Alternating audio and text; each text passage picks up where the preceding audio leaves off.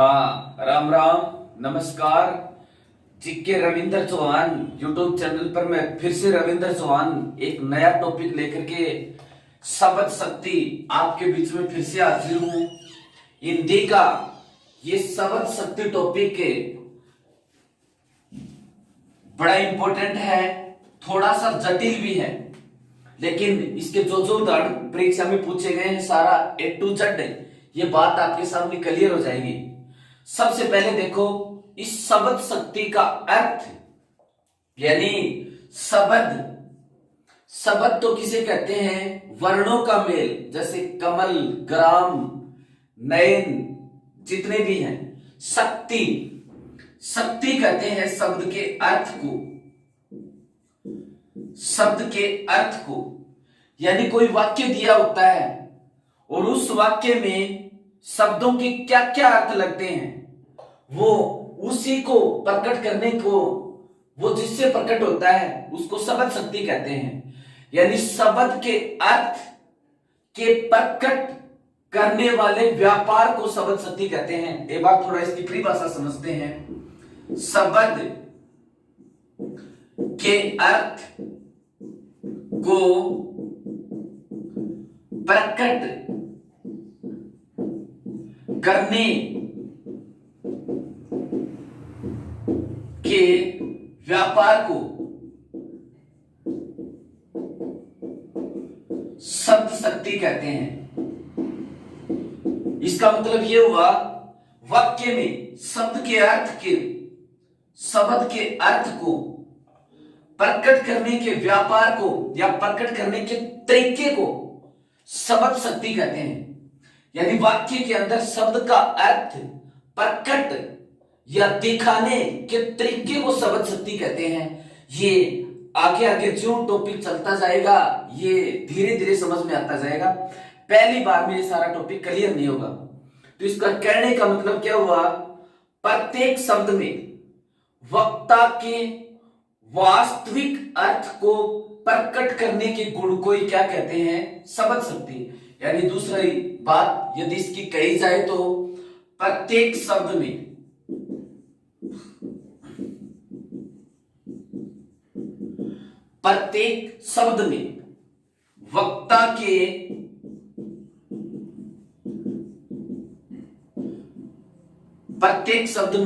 वक्ता के वास्तविक अर्थ को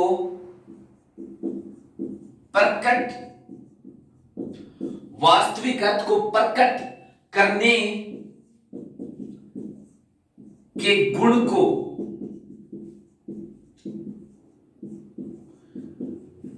शब्द शक्ति कहते हैं। प्रत्येक शब्द में वक्ता के वास्तविक अर्थ को, अब प्रत्येक शब्द किसमें? किसी वाक्य में, यानी किसी वाक्य में प्रत्येक शब्द में वक्ता के वास्तविक अर्थ को प्रकट करने के गुण को शब्द शक्ति कहते हैं। यानी वाक्य में प्रत्येक शब्द के अंदर वक्ता के वास्तविक अर्थ को, यानी शब्द दिया हुआ कोई, उसके अनेक अर्थ होते हैं, लेकिन इस वाक्य में इसका यहां पर वास्तविक अर्थ क्या है? वास्तविक अर्थ को प्रकट करने के गुण को क्या कहते हैं? शब्द शक्ति कहते हैं। अब देखो शब्द तीन प्रकार के होते हैं। शब्द प्रकार तो एक तो वाचक, दूसरा लक्षक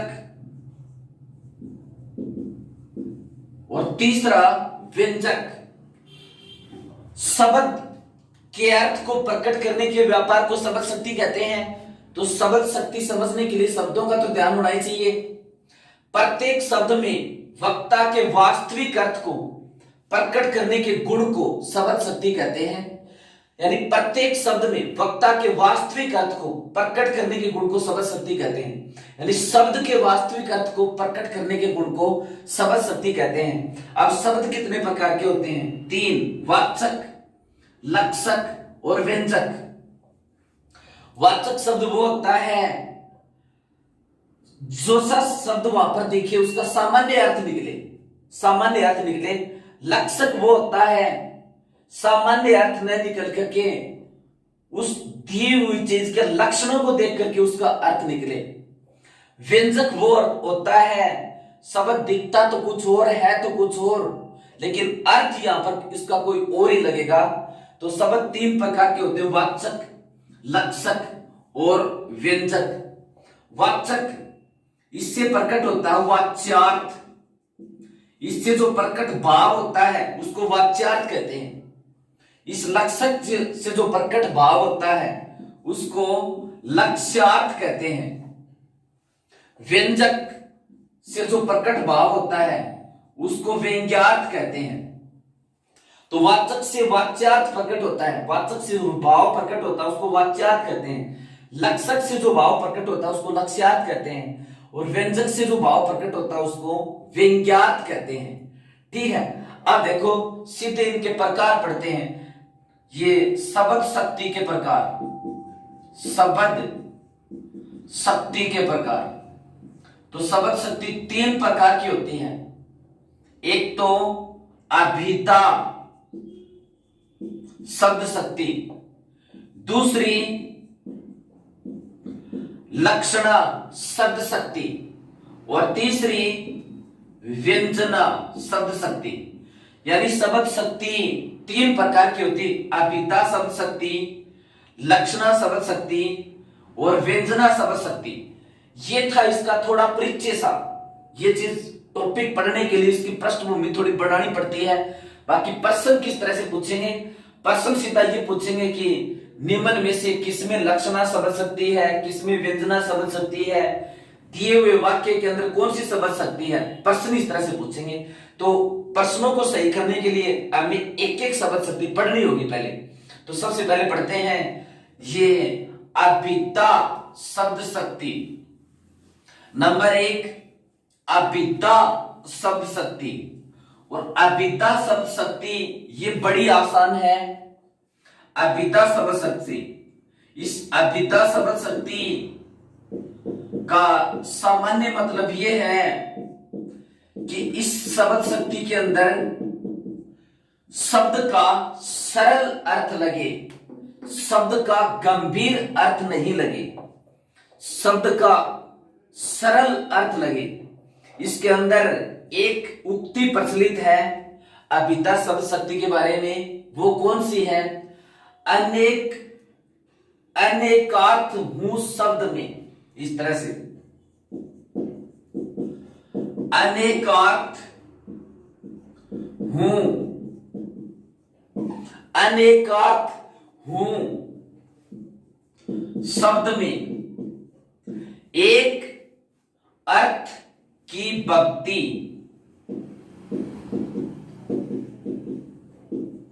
अनेकार्थ हूं शब्द में एक अर्थ की भक्ति। नीचे वाली लाइन देखो, तिही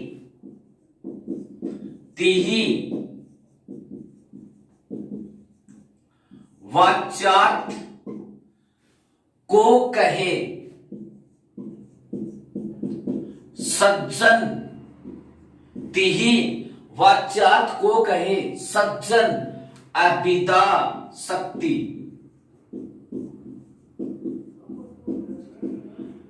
तिही वाच्यार्थ को कहे सज्जन अभिधा शक्ति। अब इसका अर्थ थोड़ा सा स्पष्ट करता हूं। अनेकार्थ हूं शब्द में, यानी शब्द के अनेक अर्थ हो सकते हैं, एक अर्थ की भक्ति, लेकिन वाक्य के अंदर उसमें एक ही अर्थ लगेगा, उसका एक सामान्य अर्थ लगेगा। अनेकार्थ हूं शब्द में शब्द के अनेक अर्थ हो सकते हैं, लेकिन एक अर्थ की भक्ति, लेकिन उस वाक्य के अंदर एक सामान्य अर्थ उस शब्द का लगेगा, वह पर अभिधा शब्द शक्ति होगी। तिही वाच्यार्थ को कहे सज्जन अभिधा शक्ति। उस एक अर्थ को प्रकट करने का जो भाव होगा, एक अर्थ को जो प्रकट करने का भाव होगा उसको वाच्यार्थ कहेंगे। तिही वाच्यार्थ, उसी वाच्यार्थ को अभिधा शब्द शक्ति कहते हैं।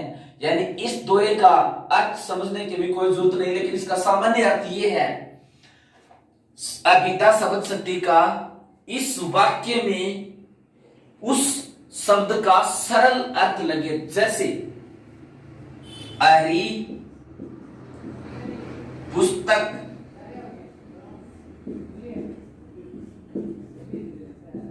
पढ़ रहा है। यहां पर अरी का भाव क्या है? अरी कोई लड़का है, अरे यहां पर कोई लड़का है। अब इसको इस तरह से कहें, हरि ने, हरि ने हरि को नारद रूप दिया इस वाक्य में। तो यहां पर हरि का अर्थ है विष्णु या नारद, और यहां पर हरि का अर्थ है बंदर। हरि ने, इस हरि का अर्थ यहां पर विष्णु, विष्णु ने हरि यानी बंदर को नारद रूप दिया। तो यानी सात क्रिया के कारण से, सात के शब्दों के कारण से इस हरि का अर्थ विष्णु, क्योंकि इस हरि का संबंध आगे फिर हरि से जुड़ेगा, तो वाक्य का भावार्थ ये दूसरी तरह का है। हरि का यहां पर अर्थ विष्णु, यहां पर अर्थ बंदर। नारद के, बंदर को नारद का रूप दिया था, तो इसलिए हरि का अर्थ यहां पर क्या निकला? बंदर निकला। इसी तरह से यह है गज पालक, गज को नहलाता है, गज पालक। तो यहां पर देखो, ये पालक का मतलब पालने वाला, तो इसलिए यहां पर गज का अर्थ हुआ हाथी। गज एक मापक यंत्र, मापने की भी वस्तु को गज कहते हैं, लेकिन वो उसको पाला थोड़ी जाता है, इसलिए पालक सातरी के कारण से गज का अर्थ यहां पर हाथी निकला। हाथी पालक, और इस गज का भी अर्थ यहां पर क्या है? हाथी। हाथी पालक हाथी को नहलाता है, इसका यह अर्थ निकला। तो कहने का मतलब अभिधा शब्द शक्ति में शब्द का सरल अर्थ लगाया जाता है।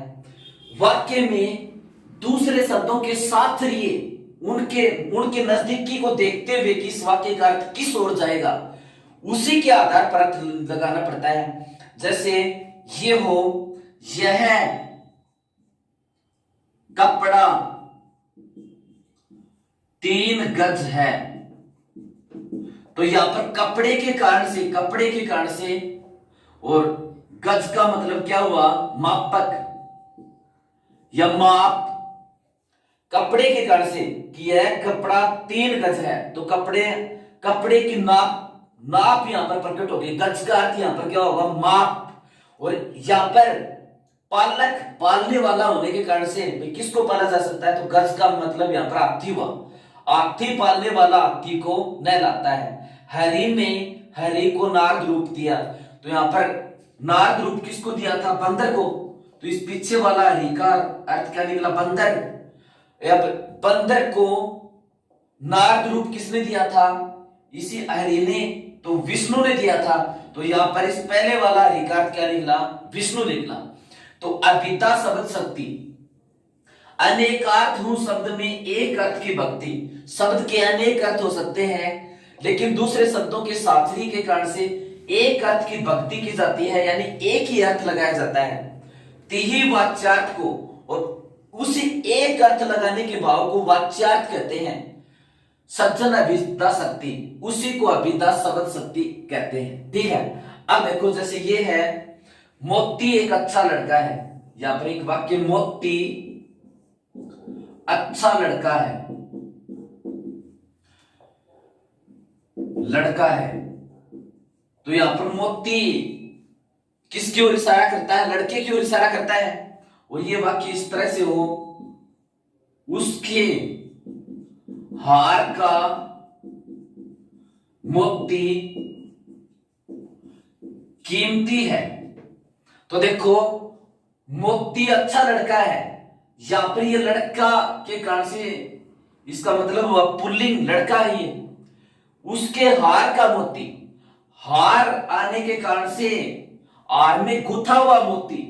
यहां पर मोती का अर्थ लड़का नहीं, यहां पर मोती का अर्थ है हार में गुथी वस्तु, यानी हार का मोती। ठीक है, तो अभिधा शब्द शक्ति बहुत ही आसान है।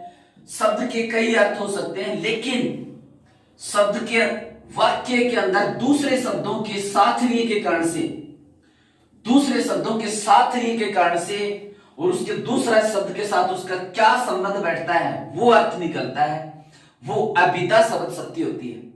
दूसरी शब्द शक्ति देखो, ये नंबर 2 लक्षणा शब्द शक्ति। लक्षणा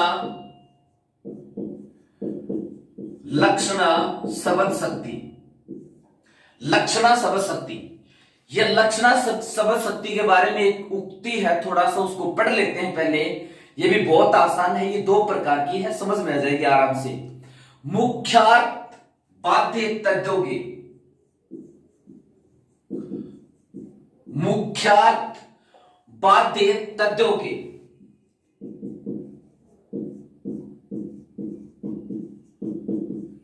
इसका मतलब है मुख्यार्थ में बाधा पड़े, मुख्यार्थ बाध्य तद्योगे। रूढ़ि तो अर्थ,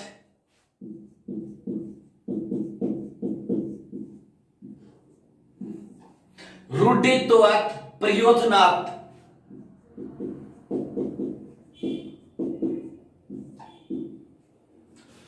मुख्यार्थ बाध्य तद्योगे। इसका मतलब है मुख्यार्थ में बाधा पड़े, किसी रूढ़ि या प्रयोजन, किसी भी कारण से चाहे बाधा पड़े।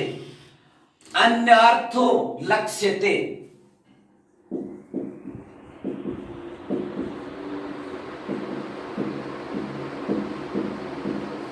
अन्यार्थो लक्ष्यते तत्र लक्षणा, तत्र लक्षणा रोपिता क्रिया,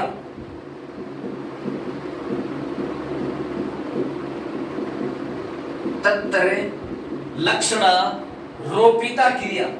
यानी लक्षणा शब्द शक्ति की क्या पहचान है? लक्षणा शब्द शक्ति यानी शब्द का अर्थ यदि सीधी भाषा में कहूं तो उसके किसी लक्षण के आधार पर शब्द का अर्थ लगाया जाए। शब्द का सीधा अर्थ व्यापर नहीं लगता, मुख्यार्थ बाधा पड़े। शब्द के मुख्य अर्थ में यानी सरल अर्थ में बाधा पड़ती है, उसका सीधा अर्थ लगाया नहीं जाता। रूढ़ि तो अर्थ प्रयोजनार्थ, और मुख्यार्थ में बाधा पड़ने का क्या कारण है? या तो किसी रूढ़ि के कारण से या किसी प्रयोजन के कारण से कि अगले ने, लिखने वाले ने या बोलने वाले शब्द में जबरदस्ती उस बात का, उस शब्द का प्रयोजन किया है या कोई रूढ़ि है। मुख्यार्थ बाधे तद्योगे यानी जब शब्द के मुख्यार्थ में बाधा पड़े किसी रूढ़ि के कारण से, किसी प्रयोजन के कारण से। अन्य अर्थों लक्ष्य थे, रूढ़ि या प्रयोजन के कारण उसके सरल अर्थ को छोड़कर के उसके अन्य अर्थ लक्ष्य थे, अन्य अर्थ लगाया जाए। तत्र लक्षणा, वहां लक्षणा शब्द शक्ति होती है। ठीक है, तो इसका सामान्य भाषा में अर्थ क्या हुआ कि शब्द क्या सीधा अर्थ नहीं लगाया जाता, किसी रूढ़ि या किसी प्रयोजन के कारण से शब्द का अन्य अर्थ लगाया जाता है। तो इसका क्या निष्कर्ष निकला? इसकी 2-3 बात होगी। एक तो लक्षणा शब्द शक्ति की क्या विशेषता होगी? शब्द के मुख्य अर्थ में बाधा पड़ती है, 1 नंबर विशेषता। शब्द के मुख्य अर्थ में बाधा पड़ती है, शब्द के मुख्य अर्थ में बाधा पड़े। दूसरी, मुख्य अर्थ में बाधा पड़ने से संबंधित अन्य अर्थ लगाया जाए। मुख्य अर्थ में बाधा पड़ने से अन्य अर्थ लगाया जाए, यानी मुख्य अर्थ में, शब्द के मुख्य अर्थ में बाधा पड़ने से अन्य अर्थ लगाया जाए। वहां पर कौन सी होगी? लक्षणा। तीसरी देखो, उस शब्द के लक्ष्यार्थ को ग्रहण करने का कोई विशेष प्रयोजन हो, उस शब्द के लक्ष्यार्थ को ग्रहण करने का कोई विशेष प्रयोजन हो। देखो इसका क्या मतलब है। लक्षणा शब्द शक्ति की तीन विशेषता हो गई। एक तो मुख्य अर्थ में बाधा पड़े, यानी उसका सरल अर्थ नहीं लगे शब्द का। बताऊंगा उदाहरण करके मैं। जैसे यहां पर ये है, हिंदुस्तान जाग उठा। हिंदुस्तान जाग उठा कोई वाक्य है। दूसरा इसका वाक्य है कोई, ये महाराणा प्रताप राजस्थान के शेर थे। महाराणा प्रताप राजस्थान के शेर थे या हल्दी घाटी के शेर थे, जैसे भी वाक्य है। फिर मोहन सदा चौकन्ना रहता है, ये वाक्य है। मोहन सदा चौकन्ना रहता है। देखो लक्षणा शब्द शक्ति, इसकी विशेषताएं ये है। तो मुख्य अर्थ में बाधा पड़ती है, तो इसके उदाहरणों में देखो, हिंदुस्तान जाग उठा, इसके मुख्य अर्थ में बाधा पड़ी। हिंदुस्तान एक देश है, सोना जागना आदमी और जानवरों का काम है, तो इसके मुख्य अर्थ में बाधा पड़ गई। लक्षणा शब्द शक्ति की यही विशेषता है, मुख्य अर्थ में बाधा पड़ती है। फिर मुख्य अर्थ में बाधा पड़ने से उसका अन्य अर्थ लगाया जाए। मुख्य अर्थ में बाधा तो पड़ती है, लेकिन उसका कोई अन्य अर्थ लगाया तो जाएगा। मुख्य अर्थ को छोड़कर उसका अन्य अर्थ लगाया जाए, तो उसका अन्य अर्थ लगाया जाएगा। मुख्य अर्थ में बाधा पड़ने से अन्य अर्थ लगाया जाएगा। अन्य अर्थ इसका लगाया जाएगा, वो कैसे लगाया जाएगा? मुख्य अर्थ में बाधा पड़ने से अन्य अर्थ लगाया जाए, वो कैसे लगाया जाएगा? उस शब्द के लक्ष्यार्थ को ग्रहण करने का कोई विशेष प्रयोजन हो, कोई रूढ़ि हो या कोई प्रयोजन हो। यानी मुख्य अर्थ को छोड़ करके अन्य अर्थ लगाया जाएगा, उसकी कोई रूढ़ि हो या प्रयोजन हो या कोई कारण हो, उस शब्द के लक्ष्यार्थ को ग्रहण करने का कोई रूढ़ि हो, कोई विशेष प्रयोजन हो। तो हिंदुस्तान जाग उठा या पर जाग उठना, ये विशेष प्रयोजन के कारण से ये शब्द यहाँ पर प्रयोग में लिया गया। यानी हिंदुस्तान पहले की तरह से गरीब नहीं रहा, हिंदुस्तान अमीर हो गया, हिंदुस्तान शिक्षित हो गया, हिंदुस्तान पहले वाला नहीं रहा। ये प्रयोजन है इस बात को कहने का। ठीक है, तो तीनों बात इसमें क्लियर हो गई। हिंदुस्तान जाग उठा, इसमें कौन सी शब्द शक्ति? लक्षणा शब्द शक्ति। इसी प्रकार से दूसरा है, महाराणा प्रताप राजस्थान के शेर थे। तो महाराणा प्रताप राजस्थान के शेर थे। महाराणा प्रताप शेर तो नहीं थे, लेकिन महाराणा प्रताप को शेर बताने का यहाँ पर कोई कारण है। तो महाराणा प्रताप राजस्थान के शेर थे, यहाँ पर शेर अर्थ ग्रहण नहीं किया जा सकता, तो मुख्य अर्थ में बाधा पड़ गई। मुख्य अर्थ में बाधा पड़ने से उसका अन्य अर्थ तो कोई लगाया जाएगा। लक्षणा शब्द शक्ति की तीन विशेषताएं, एक तो मुख्य अर्थ में बाधा पड़ती है, अब मुख्य अर्थ में बाधा पड़ती है तो दूसरा अर्थ भी लगाया जाएगा। अब दूसरा अर्थ लगाने का कोई रूढ़ि या प्रयोजन, कोई कारण होता है। ये तीन बातें होती हैं। देखो महाराणा प्रताप राजस्थान के शेर थे, शेर तो नहीं थे, लेकिन ये अर्थ में बाधा पड़ी, अब इसका दूसरा अर्थ लगाया जाएगा। किसी न किसी कारण से महाराणा प्रताप का इतिहास के अंदर ऐसा योगदान है, उसके कारण से शेर का यहाँ पर प्रयोजन किया गया है। महाराणा प्रताप में शेर के समान गुण थे, यहाँ पर इसका ये तात्पर्य है। तो शेर के समान उसके लक्षण थे, तो ये मुख्य अर्थ में बाधा पड़ने के कारण से महाराणा प्रताप में शेर के समान लक्षण थे, इसलिए शेर शब्द उसके लिए प्रयुक्त किया गया। तो लक्षणा शब्द शक्ति। मोहन सदा चौकन्ना रहता है।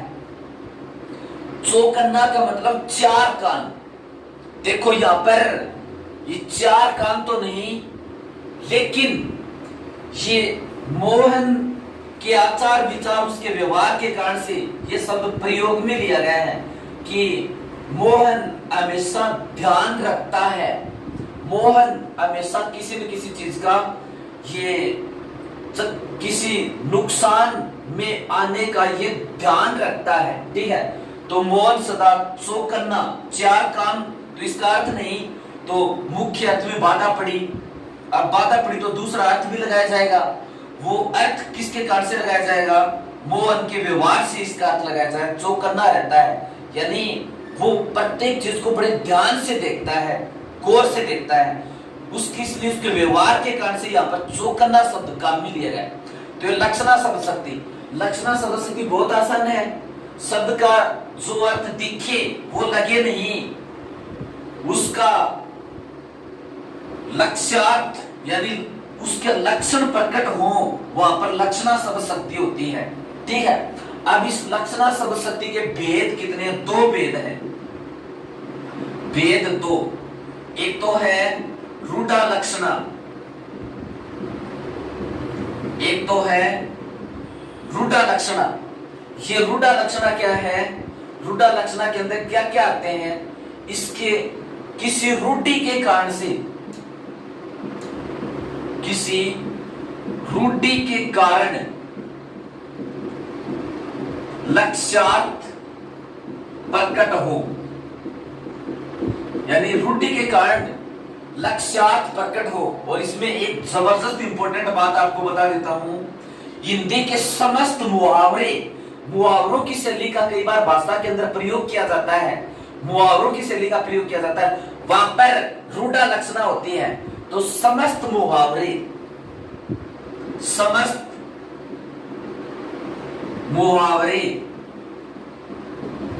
रूढ़ा लक्षणा के उदाहरण है। समस्त मुहावरे, हिंदी के सारे मुहावरे रूढ़ा लक्षणा के उदाहरण है। जैसे देखो, ये इसका कोई उदाहरण, लाल पगड़ी आ रही है।